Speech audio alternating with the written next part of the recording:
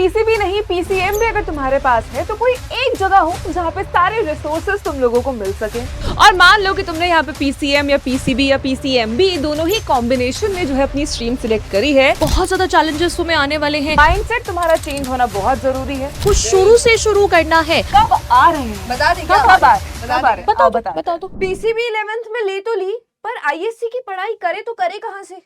सिर्फ पीसीबी नहीं पीसीएम भी अगर तुम्हारे पास है तो कोई एक जगह हो जहाँ पे सारे रिसोर्सेज तुम लोगों को मिल सके। और रिसोर्सेज नहीं, रिलायबल रिसोर्सेज।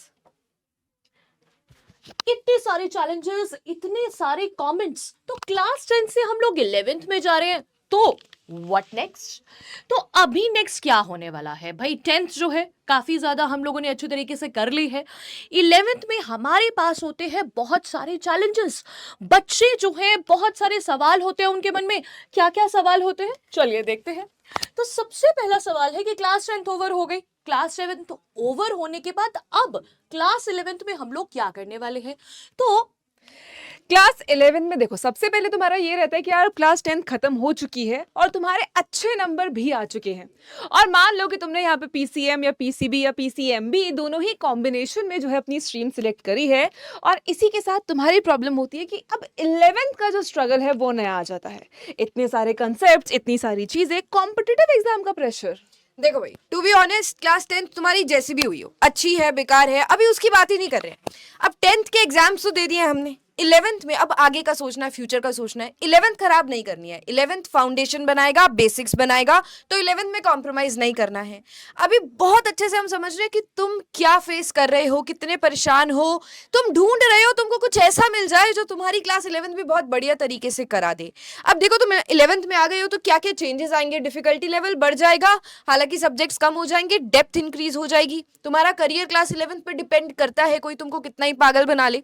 उसके बाद न्यू सब्जेक्ट्स। देखो, अगर तुमने अपनी स्ट्रीम डिसाइड कर ली है, जहां तक मुझे लगता है तुमने कर ली होगी, पीसीएम या पीसीबी, या कुछ बच्चों ने पीसीएमबी ले ली होगी, कंबाइंड ले ली होगी, तो अब डिसीजन मेकिंग इज डन ना। अब तुमको ढूंढना है कुछ ऐसा जो तुम्हारी क्लास 11th वेस्ट ना होने दे। बहुत क्रूशियल टाइम है, 11th किसी के भी हाथ में नहीं देना चाहते हो तुम, हम बहुत अच्छे से समझते हैं। सारी प्रॉब्लम्स यहाँ पर है, शायद इससे ज्यादा भी प्रॉब्लम्स होंगी, है ना? बहुत सारी प्रॉब्लम्स बच्चों को होती हैं। और मेन मुझे ऐसा लगता है कि जब कोई क्लास 11th में आता है ना, तो सभी जो दीदी भैया होते हैं वो लोग बोलते हैं कि क्लास 10 तो तुम्हारी हो गई, अब क्लास 11th में देखना बहुत ज़्यादा चैलेंजेस तुम्हें आने वाले हैं। एकदम से तुम्हारा सिलेबस जो है वो बहुत ज़्यादा बढ़ जाता है। अब जब सिलेबस बहुत ज़्यादा बढ़ जाता है ना बेटा, तो हमें एक श्योर शॉर्ट सोल्यूशन चाहिए। अब आईएससी में क्या होता है, अब तुम आईएससी में आ गए हो, आईसीएसई जो है वो हो गया। आईएससी का कंटेंट जो है वो बहुत कम अवेलेबल है। अब कौन सा ऐसा रिलायबल सोर्स है जो आप लोगों के लिए एक सोल्यूशन लेकर आएगा, तो उसी की बात जो है आज हम लोग करेंगे। तो अभी हमने बहुत सारे चैलेंजेस देखे, अब उन्हें जो है कैसे करना है, रियलिटी चेक जो है हम लोग देखेंगे। प्रॉब्लम्स की सॉल्यूशंस भी लेकर आए हैं। सबसे पहली चीज ये कि क्लास 10 के कंपैरेटिवली अगर तुम क्लास 11 देखोगे तो एक बहुत ही ज्यादा इंपॉर्टेंट जंप है ये तुम्हारी लाइफ का, क्योंकि यहाँ से तुम अपनी स्ट्रीम सिलेक्ट करते हो, आगे का फ्यूचर यहाँ से डिसाइड होता है।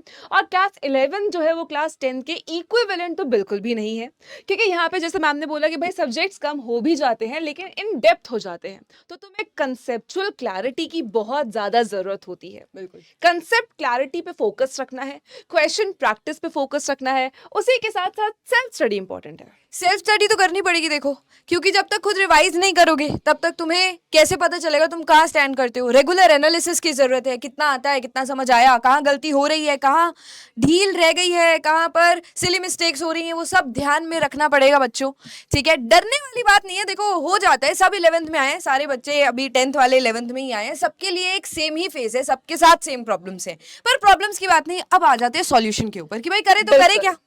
सबसे पहले तो अगर तुम्हारा सिलेबस नया है, तुम्हें लग रहा है कि यार बहुत कुछ नया नया है, तो उसको एक नए माइंडसेट के साथ बेटा उस पर फॉलो करो, उस पर फोकस करो। माइंडसेट तुम्हारा चेंज होना बहुत जरूरी है। इस क्लास को क्लास 10th के जैसा आपको हैंडल नहीं करना है। आपको बहुत ज्यादा सेल्फ स्टडी पे फोकस करना है, बहुत ज्यादा प्रोडक्टिविटी पे फोकस करना है, साथ साथ में कंसिस्टेंसी पर भी फोकस करना है। देखो, माइंडसेट में कुछ ऐसे बहुत बढ़िया, कुछ बहुत बड़ा सा चेंज नहीं लाना कि मैम ऐसा क्या कर दे एक रात में हम सोच थोड़ी बदल देंगे। सिर्फ खुद पे भरोसा, कि मैं कर सकता हूँ, मैं कर सकती हूँ, you can do it. Class 10th अब भूल जाओ, जैसी भी हुई है बेकार, अच्छी हुई है तो देखो बहुत अच्छी बात है, बेकार भी हो गई तो कोई बात नहीं यार, कोई बात नहीं। तुमको बस अपना माइंडसेट ये बनाना है, you can do it and you will do it. बहुत ही नॉर्मल सी बातें बोल देते हैं, बट खुद पे एक बार थोड़ा सा भरोसा करके देखो, शुरू से मेहनत करके देखो, तुमको खुद पता चलेगा कि यार कितना बदलाव आता है। कंसिस्टेंसी क्या मैजिक करती है। बहुत बहुत घंटे नहीं पढ़ना, बच्चों को ऐसा लगता है 10-10 घंटे पढ़ना पड़ेगा, मतलब 2 से 3 घंटे, लेकिन डेली डेली कंसिस्टेंसी। बिल्कुल। तुम कितने भी महारथी उठा लो, जिसके भी तुम फैन हो, उनका जब तुम अपना उनके लाइफ के स्ट्रगल्स उठा के देखोगे ना, तो वो एक चीज बोलेंगे कि उन्होंने रोज काम किया है, रोज काम, बिना छुट्टी लिए उन्होंने काम किया है, रोज अभी मेहनत करी है। वैसे हम लोग क्लास 10th में क्या होता है ना, यूजुअली हम लोग बिल्कुल एंड में पढ़ते हैं। हाँ। हमारे जब बोर्ड्स एकदम सिर पर आते और हैं वो तो काम तभी भी कर जाते हैं कुछ काम बच्चों तो के कर लिए। जाता है, लेकिन अब क्लास 11th में ये चीज काम नहीं करेगी, क्योंकि क्लास 11th आपका स्ट्रक्चरल फाउंडेशन है, क्योंकि क्लास 12th भी आपका बोर्ड है, और पूरा का पूरा जो क्लास 11th का सिलेबस है वैसा ही कंटिन्यू होता है क्लास 12th में, उसी का फाउंडेशन है। तो इसीलिए यहाँ पर एक पॉइंट है, स्टार्ट अर्ली, आपको शुरू से शुरू करना है। ठीक है, जैसे कि सेल्फ स्टडी जरूरी है। 10th में क्या है कि हो गया, ठीक है, बढ़िया से हो गया, बहुत बढ़िया से तुम लोगों ने कर लिया, ठीक है। अब यहां पर हम लोग स्टार्टिंग से जो है मेहनत करेंगे बिल्कुल, और कैसे कैसे बेबी स्टेप्स जो है हम लोग लेंगे। ऐसा वही जैसे मैम ने बोला कि हमें बहुत घंटे पढ़ने की जरूरत नहीं है, वैसा ही है। आप लोगों को बिल्कुल अपना जो है ना, अब आप लोग बड़े हो गए हो, वैसे भी आप लोग सीनियर हो गए हो, तो जब सीनियर हो जाते हैं ना, तुम लोग खुद अपने अंदर एक चेंज नोटिस करोगे कि 10th से 11th में तुम्हारे माइंडसेट में बहुत ज़्यादा चेंज आया है। आप लोगों को पता चलेगा कि किस तरह से सेल्फ स्टडी की क्या इंपॉर्टेंस होती है, और थोड़ा थोड़ा पढ़ेंगे हम लोग। और उसके लिए मैम हम क्या करने वाले हैं वैसे? देखो, अब भाई वेट तो तुम्हें है कि तुम्हें भी सारी चीजें एक जगह चाहिए, और बेटा क्योंकि अगर तुम्हें सब चीजें एक जगह मिल जाएंगी तो तुम्हारे पास सेल्फ स्टडी के लिए भी टाइम बचेगा, तुम्हारे पास बाकी चीजों के लिए टाइम बचेगा, जिस भी सब्जेक्ट में मान लो तुम वीक हो उसको स्ट्रॉन्ग करने के लिए टाइम बचेगा। और इसी के साथ हम लोग लेकर आए हैं तुम्हारे लिए क्लास 11th उदय ISC 2027। क्या क्या होने वाला है इस बैच में? देखो भाई, सब हम एक थाली बनाएंगे तुम लोगों के लिए, प्लेट सजाएंगे एक, उसमें सारी चीजें भर के देंगे, बस तुमको आना है और खाना है। यानी कि सब कुछ परोस के देंगे तुमको सिर्फ आना है क्लासेस में। सारा कंटेंट, सारे notes, live lectures, DPPs, video solutions, practice से भरे हुए क्वेश्चंस, हर तरीके के क्वेश्चन से भर दिया जाएगा तुम लोगों को। तुमको सिर्फ क्या करना है, तुमको सिर्फ आना है, तुमको उस चीज को खाना है, ठीक है, सिर्फ इतना ही करना है तुम लोगों को। अपनी अटेंडेंस लगाओ, क्लास में अच्छे से पढ़ो। देखो बहुत सिंपल सी बात है, अगर क्लास 11th अब तुम्हारी थोड़ा सा भी तुम यहाँ पे ना ढील छोड़ देते हो, तो 12th में तो तुम 12th का पढ़ोगे, तो 11th का पढ़ने का टाइम तुमको फिर से नहीं मिलेगा। और तुमको 12th में पढ़ते पढ़ते थोड़ी बहुत 11th भी रिवाइज करनी पड़ेगी, क्योंकि 12th के बाद तुम कॉम्पिटिटिव एग्जाम्स के लिए प्रिपेयर करोगे, चाहे तुम किसी भी फील्ड में जा रहे हो। तो बस शिद्दत से, कंसिस्टेंसी से पढ़ना है।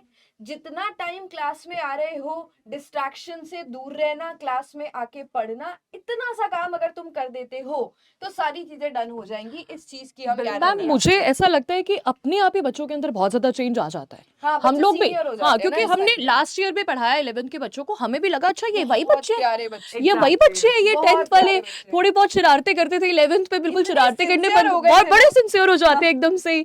तो वैसा जो है आप लोगों को भी फील होगा, हमें भी बहुत मजा आता है। तो आप लोगों के लिए जो है बिल्कुल भी डायरेक्शन लेस आप लोग नहीं हो। हम लोग बच्चों के कमेंट्स देख रहे थे कि क्लास 11th को भूल ही गए हैं, Start तो मुझे कब लगा से अरे कब करोगे, से कब स्टार्ट लाओगे? करोगे। हाँ नहीं, ऐसा कुछ भी नहीं है भाई, आराम से जो है आप लोग बैठ सकते हो एकदम, बिल्कुल आप लोग रिलैक्स रहिए। आप लोगों के लिए बैच जो है वो आएगा, 100% आएगा, जिसका पिछले नाम है साल उदय ISC। बेसिकली हमारा पहला हाँ। था, पहला साल था उदय पहला के साल साथ, था। उदय ISC के सिर्फ साथ, हमारा नहीं, तुम्हारा भी। ISC का ही, हाँ, ISC का ही पूरा यूनिवर्स का पहला बैच बिल्कुल था। पहला बैच था। लेकिन इस बार जो है जो बैच आया है, अब देखो पहला दूसरी बार आ रहा है, तो दूसरी बार है तो क्या है कि इसमें Improved और भी version। इम्प्रूव्ड वर्जन है भाई ये। बहुत ही ठीक है, बेहतरीन टीम बेहतरीन।